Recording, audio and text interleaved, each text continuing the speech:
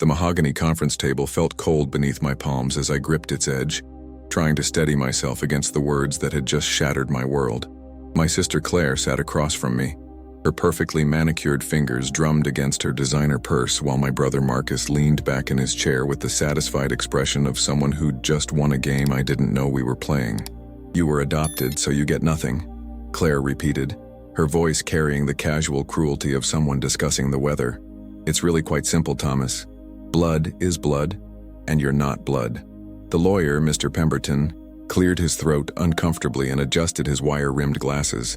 His office smelled of old leather and disappointment, and the late afternoon sunlight streaming through the tall windows cast everything in golden shadows that seemed to mock the darkness of the moment. "Perhaps we should proceed with the formal reading," he suggested, his voice carrying the weight of 40 years in estate law. Mrs. Eleanor Hartwell's last will and testament, dated September 15th of this year. I had driven 4 hours from the city to be here, taking time off from my job at the architectural firm where I'd been working 70-hour weeks to establish myself, to prove I was worthy of the Hartwell name.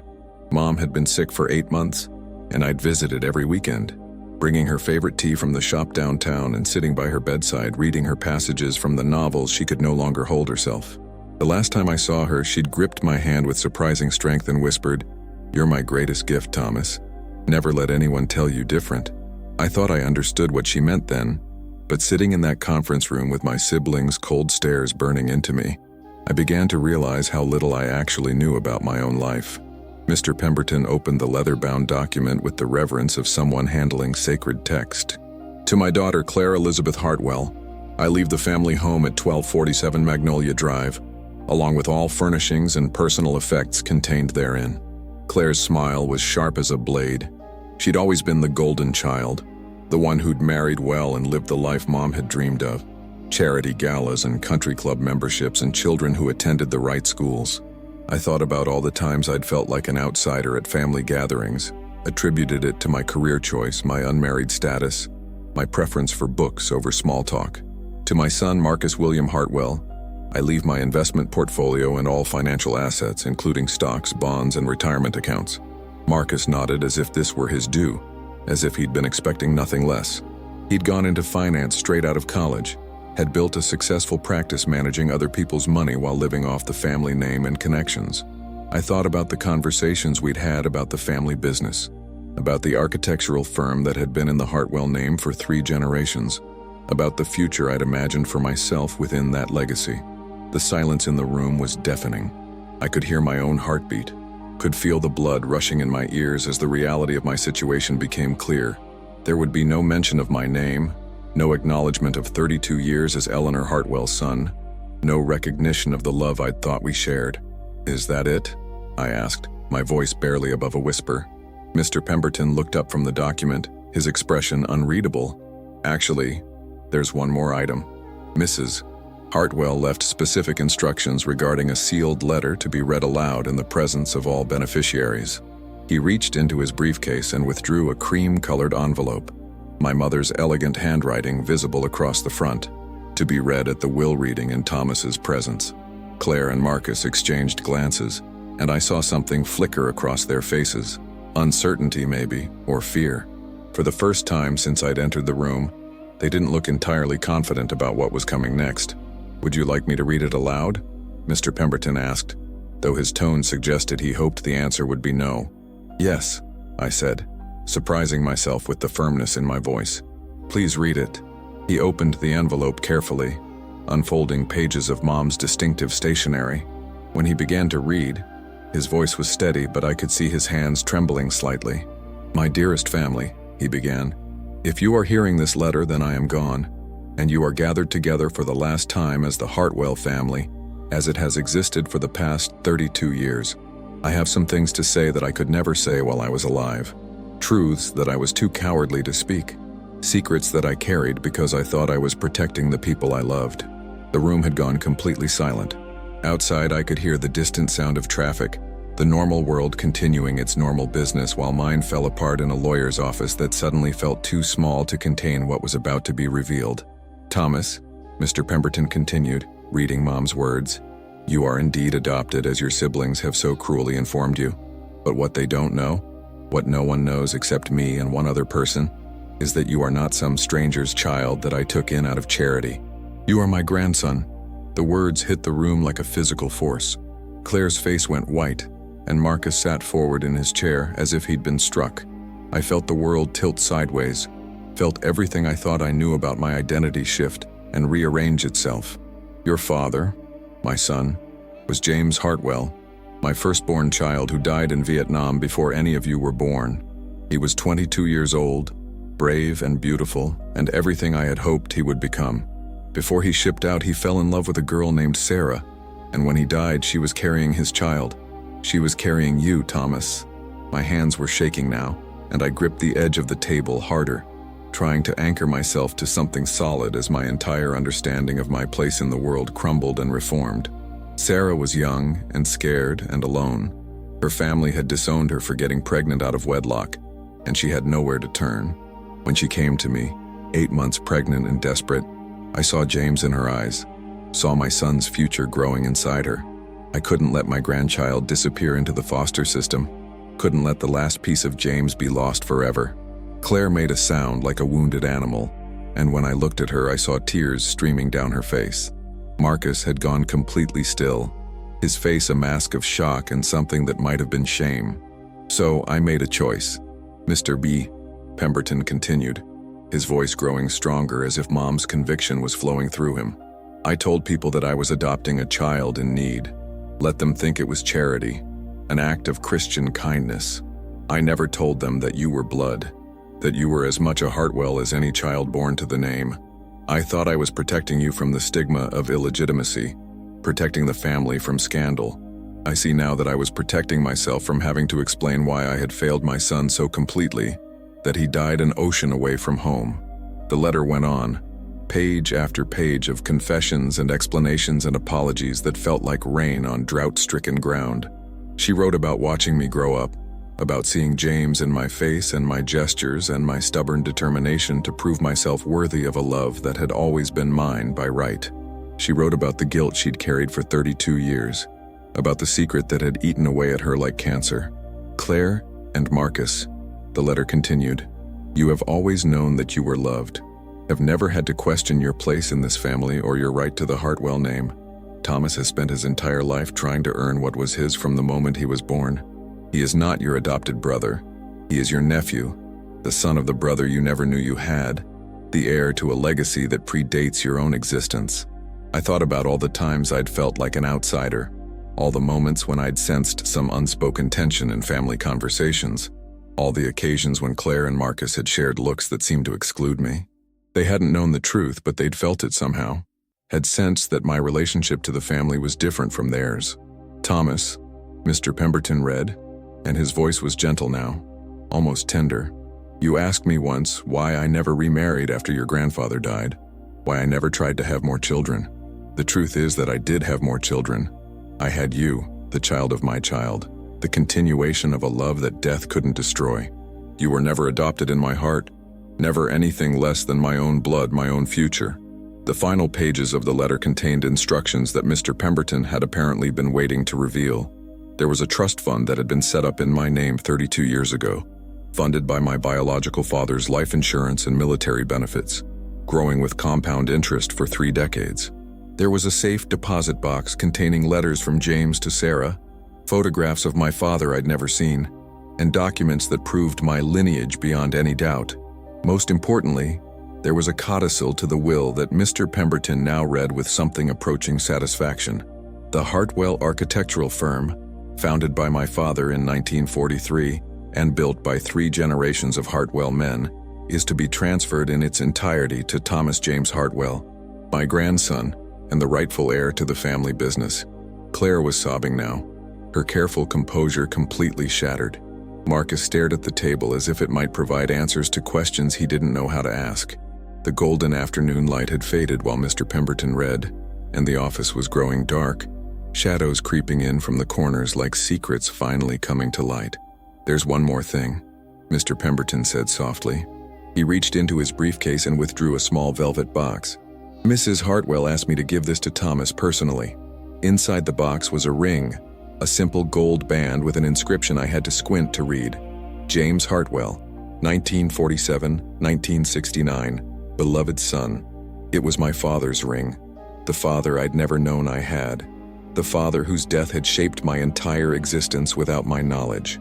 As I slipped the ring onto my finger, I felt something shift inside me, some fundamental understanding of who I was and where I belonged. I wasn't the adopted son who'd spent his life trying to prove his worth. I was the heir to a legacy that stretched back generations, the continuation of a love story that had been interrupted by war, but never truly ended. The silence in the room was profound, broken only by Claire's quiet crying and the distant sound of traffic outside. When I finally looked up, I saw my siblings, my aunt and uncle, I realized with a shock, watching me with expressions I couldn't quite read.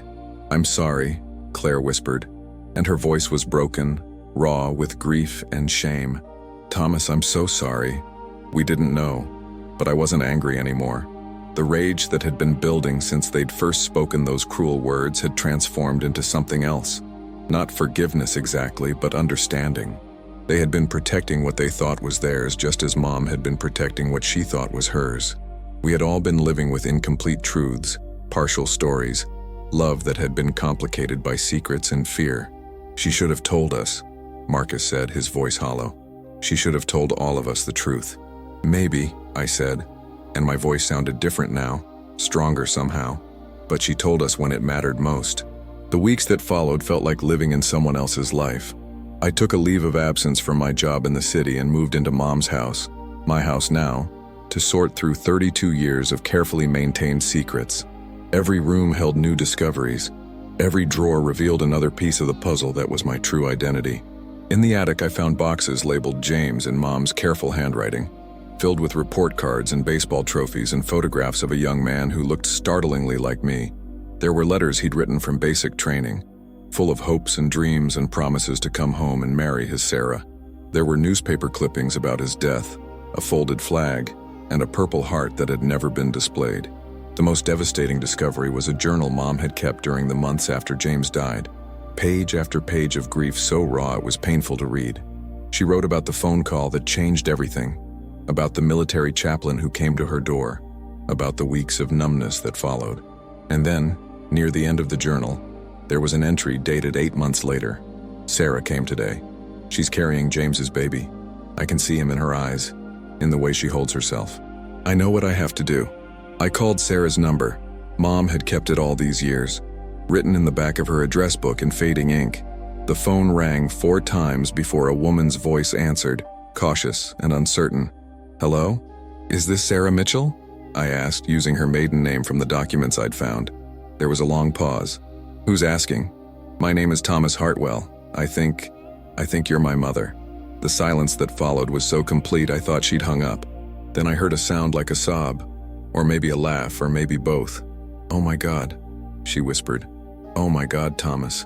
I've been waiting 32 years for this call." We met 3 days later at a coffee shop in the small town where she lived, 2 hours away from everything I'd thought I knew about my life. I recognized her immediately, not from memory but from something deeper, some genetic recognition that bypassed conscious thought. She had my eyes, or I had hers, and when she smiled I saw my own smile reflected back at me. "You look just like him," she said, tears streaming down her face as she reached across the table to touch my hand. "You look exactly like James." She told me about their love story, how they'd met at a USO dance, how he'd proposed the night before he shipped out, how they'd planned a wedding that would never happen. She told me about the months after his death, about the shame and fear that had driven her to Mom's door, about the impossible choice she'd made to give me up. "Eleanor saved us both," Sarah said, her voice thick with emotion. "She gave you a family, a name, a future. She gave me the chance to finish school, to build a life. I've thought about you every single day for 32 years, wondered who you'd become, hoped you were happy. Why didn't you ever try to contact me?" Eleanor and I agreed it would be better if you grew up thinking of her as your mother. She was raising you, loving you, giving you everything I couldn't. I didn't want to confuse you or make your life more complicated. She paused, studying my face. "Was I wrong? Should I have fought for you?" I thought about my childhood, about Mom's fierce protection and unconditional love, about the opportunities I'd been given, the education that had shaped me, the sense of belonging I'd felt despite the nagging feeling that something was missing. "No," I said finally. "You both made the right choice. She was my mother in every way that mattered, but I'm glad to know you now." Sarah reached into her purse and pulled out a small photo album, its pages yellowed with age. "I kept these," she said, opening it to reveal pictures of James I'd never seen. Casual shots, candid moments, images of a young man full of life and possibility. I thought maybe someday. We spent 3 hours in that coffee shop, filling in the gaps that 32 years had created. She told me about her life. She'd eventually married a kind man who'd known about me and supported her decision, had raised 2 daughters who were technically my half-sisters. She'd become a teacher, had spent her career helping other people's children learn and grow. "I named you," she said as we prepared to leave. "Before Eleanor took you, before you became Thomas Hartwell, you were Thomas James Mitchell. I wanted you to carry his name even if you couldn't carry mine." The drive back to Mom's house, to my house, felt like traveling between worlds. I had a biological mother now, sisters I'd never met, a history that extended beyond the Hartwell family tree. But I also had something else, a sense of completion, of understanding why I'd always felt like I was searching for something I couldn't name. That evening, I called Claire and Marcus. We'd spoken several times since the will reading, awkward conversations full of apologies and tentative attempts at rebuilding our relationship. They were struggling too, trying to reconcile the brother they'd known with the nephew they'd discovered, processing their own grief over the brother they'd never had the chance to meet. "I met my birth mother today," I told Claire. "How was it?" she asked, and I could hear genuine concern in her voice. "Complicated, beautiful, sad, all of those things." "Thomas," she said, and her voice was softer than I'd ever heard it. "I keep thinking about all the times we made you feel like you didn't belong. All the family jokes, the references to things that happened before you were born, the way we sometimes talked about real family versus—" "You didn't know," I said, cutting her off gently. "None of us knew. But we should have been kinder anyway. Family isn't about blood, it's about love, about choosing to care for each other. We forgot that." Marcus got on the phone then, his voice gruff with emotion. "I've been thinking about the business," he said. "About what Mom wanted, about what's right. I know you're the rightful heir, but I also know you've built your own career, your own life. If you want to sell the firm, if you want to start fresh—" "I don't want to sell it," I said, surprising myself with the certainty in my voice. "I want to honor what James would have wanted, what Mom believed in. But I also want to honor what we've all built together, the family we've been for 32 years. Over the following weeks, we worked out an arrangement that felt right to all of us. I would take over the architectural firm, bringing my experience and vision to a business that had been in the family for 3 generations. Claire and Marcus would remain involved as partners, contributing their own skills and perspectives. We would build something new while honoring something old, creating a legacy that acknowledged both the past we'd discovered and the future we were choosing to create together. The most difficult conversation was with Sarah's daughters, my half-sisters, who were shocked to learn they had a brother they'd never known about.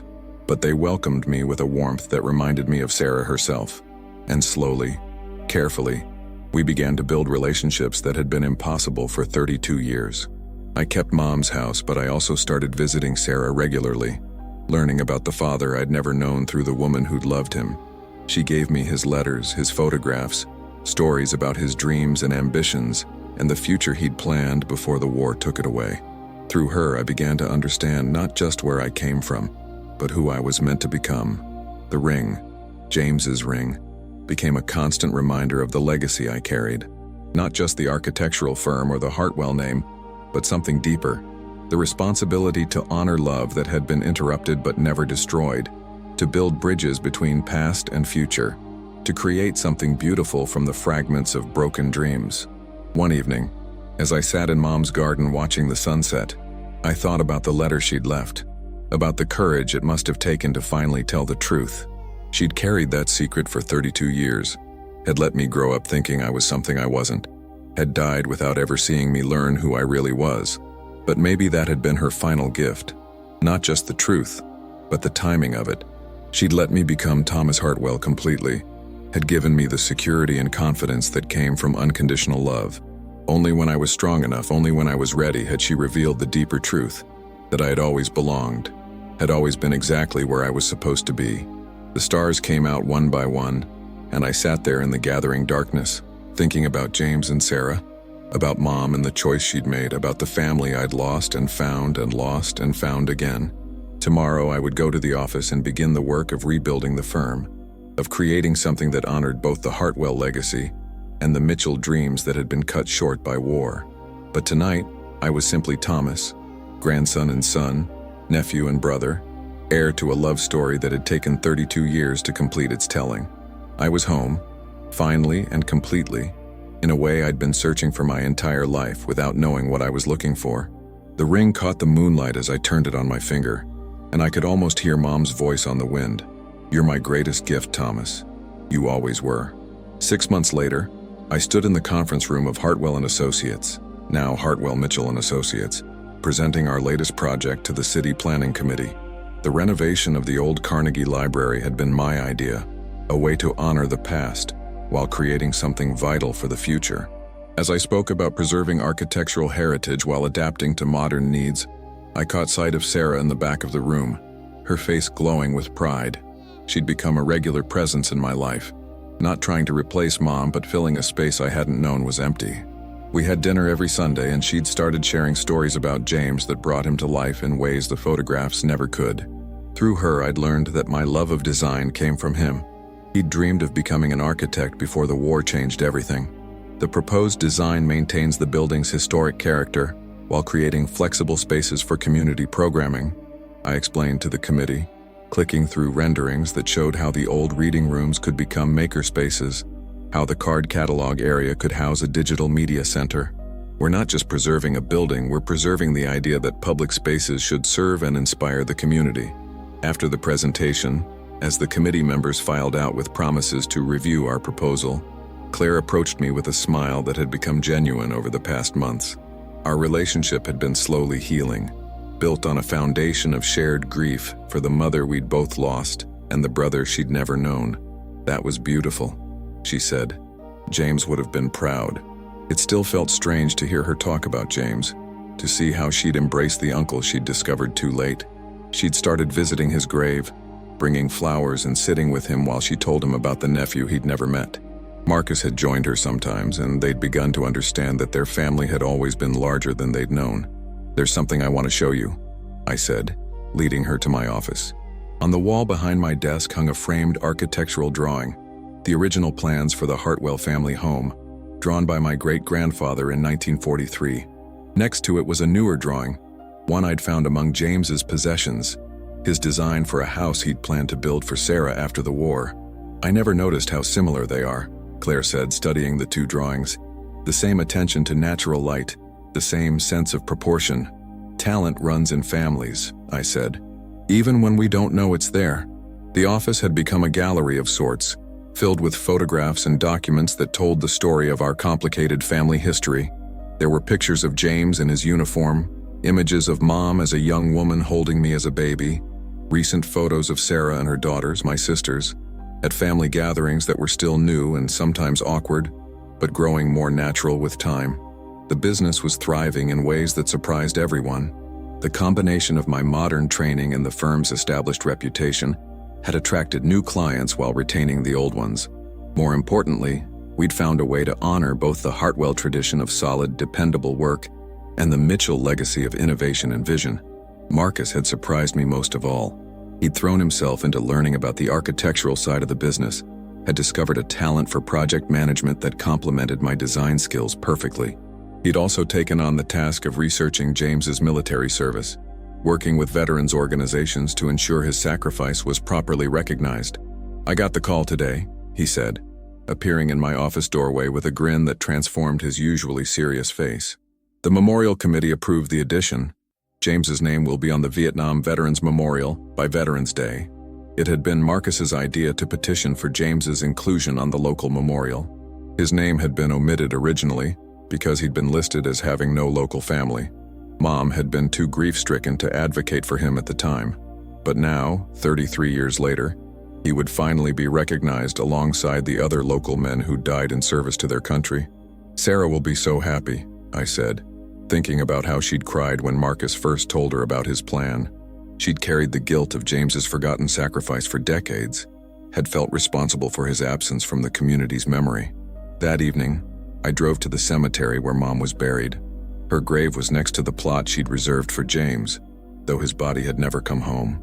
I'd started visiting regularly, bringing updates on the business, on the family, on the life that was growing from the seeds of her long-kept secret. The library project was approved. I told her headstone settling onto the grass beside her grave. The committee loved the design. I think you would have too. It's about preserving something important while making it useful for the future. The evening air was warm, filled with the scent of the roses that Claire had planted around Mom's grave. In the distance, I could hear the sound of children playing in the park, the ordinary business of life continuing in the shadow of memory. I understand now why you kept the secret, I said, my voice barely above a whisper. You were protecting all of us, me from the stigma of illegitimacy, Claire and Marcus from the pain of losing a brother they'd never known, yourself from having to relive James's death every time someone asked questions. A gentle breeze stirred the roses, and I took it as her response, her acknowledgement that I'd finally grasped the complexity of the choice she'd made. She'd carried the burden alone so that the rest of us could live without its weight, had sacrificed her own need to honor James's memory publicly so that I could grow up secure in my place in the family. But I also understand why you finally told the truth, I continued. You knew I was strong enough to handle it, knew the family was ready to heal from secrets that had been kept too long. You gave us the gift of honesty when we were finally ready to receive it. As the sun set, painting the sky in shades of gold and pink, I thought about the letter that had changed everything, about the courage it must have taken to write those words knowing she wouldn't be there to see their impact. She'd trusted us to handle the truth with grace, to build something beautiful from the fragments of broken dreams and interrupted love stories. My phone buzzed with a text from Sarah. Dinner Sunday? The girls want to hear more about the library project. My half-sisters had become enthusiastic supporters of the firm, had started talking about careers in architecture and design. The youngest, Emma, had James's eyes and his stubborn determination to see beauty in everything. I typed back, wouldn't miss it. Tell Emma I have some of James's sketches to show her. The ring on my finger caught the last light of the day, and I twisted it gently, feeling the weight of the legacy it represented. Not just the architectural firm or the Hartwell name, but something more precious. The understanding that family isn't just about blood or law or tradition, but about the choice to love and support each other through truth and secrets, through loss and discovery, through the complicated business of being human together. As I walked back to my car, I passed the section of the cemetery where James would soon have his memorial stone, a place where Sarah could finally visit the man she'd loved and lost so long ago. The inscription would be simple: James Robert Hartwell, 1947-1969, beloved son, father, and brother. For the first time in over 50 years, he would be acknowledged as all the things he'd been, all the roles he'd filled in the brief span of his life. The drive home took me past the old Carnegie Library, where construction crews were already preparing for the renovation that would transform it into something new, while honoring what it had always been. It seemed fitting somehow, this building that would bridge past and future, tradition and innovation, the way our family had learned to bridge the gap between secrets and truth. At home, I sat at my drafting table and began sketching ideas for my next project, a house for Sarah, something she could call her own after years of living in other people's spaces. It would incorporate elements from James's original design, the house he'd planned to build for her before the war took him away. 54 years late, but maybe that was the point. Love doesn't expire, dreams don't die, and sometimes the most beautiful things are worth waiting for. The sketch took shape under my hands, and I could see how it would look when finished. A home that honored the past while embracing the future. A place where Sarah could finally rest in the knowledge that her love story, interrupted but never ended, had found its way to completion after all. The memorial dedication took place on a crisp November morning, with the kind of golden light that makes everything look like it's been touched by grace. The entire town seemed to have turned out for the ceremony, gathering around the Vietnam Veterans Memorial where James's name had finally been added to the black granite wall that honored the local men who'd given their lives in service. Sarah stood between me and Claire, her hands trembling as she reached out to trace the letters of James's name with her fingertips. She'd aged beautifully, I thought, watching her face transform with a peace I'd never seen there before. For over 50 years, she'd carried the weight of loving a man whose sacrifice had gone unrecognized by his own community. Today, that burden was finally being lifted. James Robert Hartwell, the chaplain read aloud, his voice carrying across the gathered crowd. Son, father, brother, and hero. Today we honor not just his service to our country, but his place in our community, his connection to the families who loved him, and the legacy he left behind. Marcus stepped forward then, carrying a wreath that Claire had made from roses grown in Mom's garden. As he placed it beneath James's name, I saw tears streaming down his face. Tears for the brother he'd never known, for the nephew who'd grown up a stranger, for all the years of family history that had been lost to secrets and shame. The crowd was larger than I'd expected. There were veterans from every generation, their faces weathered by time and experience, but united in their understanding of sacrifice. There were neighbors who remembered Mom, who'd watched me grow up without knowing the truth of my parentage. There were clients from the firm, friends from the community, people whose lives had been touched by the Hartwell family in ways both seen and unseen. But it was the presence of James's old high school classmates that moved me most. They were in their 70s now. These men and women who'd known my father as a teenager, who remembered his dreams and ambitions before the war changed everything. One of them, a man named Robert Chen, approached me after the ceremony. "You look just like him," he said, his voice thick with emotion. "James was my best friend in high school. We used to talk about becoming architects together, about designing buildings that would make the world more beautiful. I became an engineer instead, but I never forgot those conversations." He reached into his jacket and pulled out a yellowed piece of paper, a sketch that James had drawn during study hall, showing his vision for a community center that would serve families in need. The drawing was rough but full of hope, showing the same attention to human scale and natural light that had characterized all of James's work. "I kept this all these years," Robert said, pressing the sketch into my hands. "I always thought maybe someday I'd find a way to build it, to honor his memory. But now I think it belongs with you." As the crowd began to disperse, Sarah and I stood alone before the memorial wall. The autumn wind stirred the fallen leaves around our feet, and somewhere in the distance I could hear the sound of church bells marking the end of the morning service. "He would have been so proud of you," Sarah said, her voice barely above a whisper. "Not just because of your success, but because of the man you've become. Kind, thoughtful, willing to forgive. Those are the qualities he would have valued most." "I learned them from Mom," I said. "From Eleanor. She taught me that love isn't about perfection. It's about showing up, about making the hard choices, about protecting the people you care about even when they don't understand why." Sarah nodded, her eyes bright with unshed tears. "She was an extraordinary woman. I was so young when I gave you to her, so scared and overwhelmed. I thought I was losing you forever. I never imagined that she would love you the way she did, that she would give you everything I couldn't." We walked slowly back toward the parking area, past the other memorial stones and monuments that marked the town's history. I thought about all the stories represented here, all the lives that had been cut short or forever changed by events beyond their control. James's story was just one among many, but it was ours, and today it had finally been told in full. "There's something I want to ask you," I said as we reached Sarah's car. "The house I'm designing for you, I'd like to break ground in the spring, on the anniversary of when James would have come home from the war. Would that be meaningful to you?" Her face lit up with a joy so pure it took my breath away. "You mean it? You're really going to build his house?" "Our house," I corrected gently. "His design, but adapted for your life now, for the woman you've become. It'll have space for your daughters to visit, for grandchildren to play, for all the family gatherings we missed over the years." That evening, I sat in my office working on the final plans for Sarah's house. The design had evolved from James's original sketch, incorporating modern conveniences and accessibility features while maintaining the essential character he'd envisioned. It would be a home that bridged past and present, a place where love interrupted by war could finally find its completion. The phone rang, and Claire's voice came through the speaker. "I just wanted to thank you," she said, "for today, for the memorial, for the way you've handled all of this. I know it can't have been easy, learning the truth about your parentage, dealing with how Marcus and I treated you. We're family," I said simply. "All of us. That's what matters now." "I've been thinking about what Mom wrote in her letter," Claire continued, "about how she was protecting all of us from the truth. I understand now why she did it, but I also think she was wrong about one thing.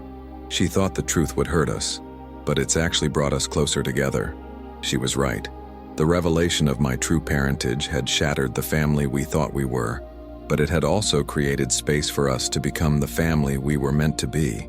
We'd learned to see each other as individuals rather than roles, to value love over blood, to understand that the strongest bonds are the ones we choose to maintain rather than the ones we're born into. After Claire hung up, I returned to the house plans, adding final details that would make the space uniquely Sarah's.